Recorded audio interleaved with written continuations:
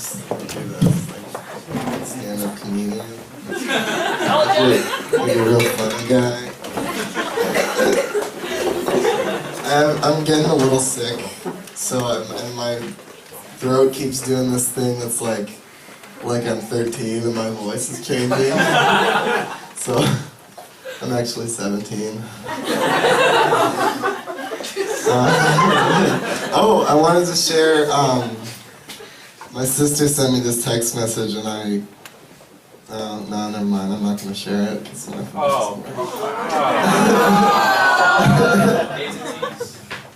I'll summarize it, because it was so poetic, and I don't think she even meant it to be, but it just said, 2 minutes and 45 seconds voicemail from Mom that appeared to be just like wind and maniacal laughter. And I think that's definitely a poem, so she's not here tonight, but...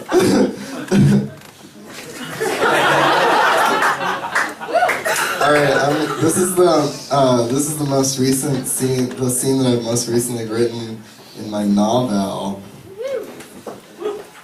Josie in a little pink dress, flinging her skinny, unexercised body around. Phil, the only one there for the first time in maybe a year, and sitting on her bed, but 1 whole year of guys with classic lover boy names like Johnny and Armando and Dashiell and Hunter, and also almost definitely his best friend Jimmy.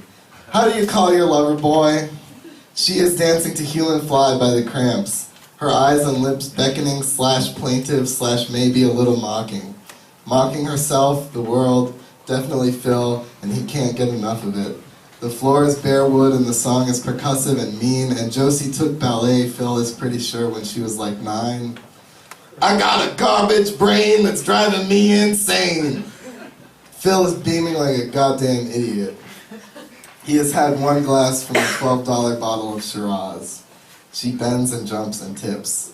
He wants to just go over and pick her up, but he would never interrupt the show. She stops and sits on the bed. I'm sweaty and disgusting. To him, she is glistening and radiant. He says, no.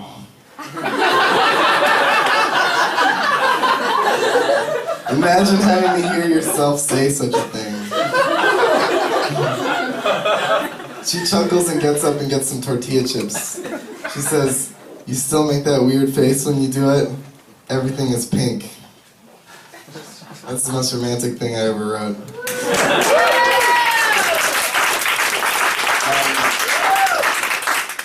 Casey Childers runs Right Club in the Makeout Room every month, and you guys should go see it. And he invited me to do a thing that was a Right Club side project.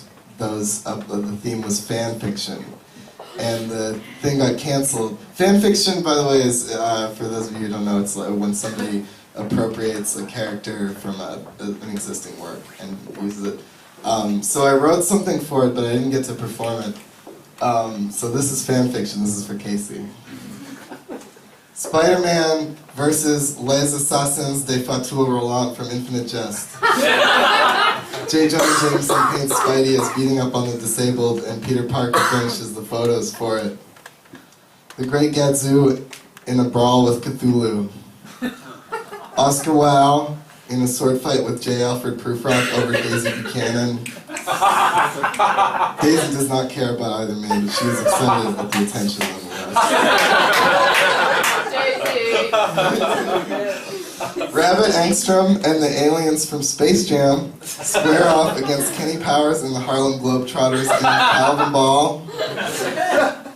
Medea meets Madea. Scully and Mulder accidentally kill Nick and Nora and have to figure out what to do with the bodies. Walter White and Daniel Plainview making out. Spider-Man versus clinical depression. Spider-Man versus the recession. Spider-Man versus lupus. Remus Lupin versus Lupus versus Uncle Remus.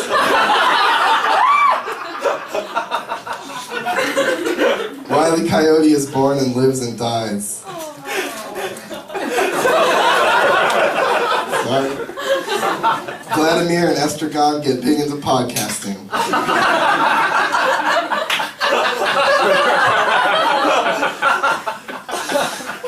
Garfield goes to the Interzone. William S. Burroughs gets hooked on unobtainium. The Flintstones go to the Interzone. Giant bugs and talking anuses work as construction equipment and staplers and say, "It's a living." The Poppers from Peter Orner's Love and Shame and Love have a picnic with the Glass family. Everything goes great until the Wolfman shows up. The Green Lantern versus the outside world. Aquaman versus my former boss. Frankenstein conquers my mom. Tarzan kicks the shit out of the way I feel when I look into the blank space under what I do on a typical Saturday night on dating profiles. Swamp Thing defeats the smug questioning look people give you during job interviews, as if to say, by giving you that look, "Oh, please explain further, crazy person," as if it's like that unreasonable to have had to take some time off work from 2007 to 2009 on account of all the emotional stress incurred and whatnot. Ignatius Riley finds out he's adopted. My Little Pony versus Night of the Lepus. Night of the Lepus versus Lupus. James Bond enters a clinic for exhaustion and makes out with all the nurses. Nicolas Cage's character in Wild at Heart finds that he can't finish reading a single book from his childhood without getting misty-eyed at best, because he remembers how inconsequential the struggles, how unconditional the love then. Harry and the Hendersons learn to use the Force. World War II is settled by a drinking contest between FDR and Stalin. Churchill has to sit out because it would be unfair.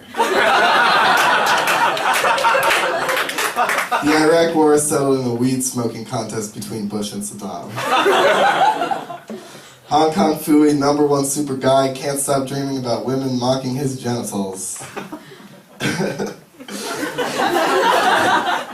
Episode 36 of the Seinfeld Mysteries.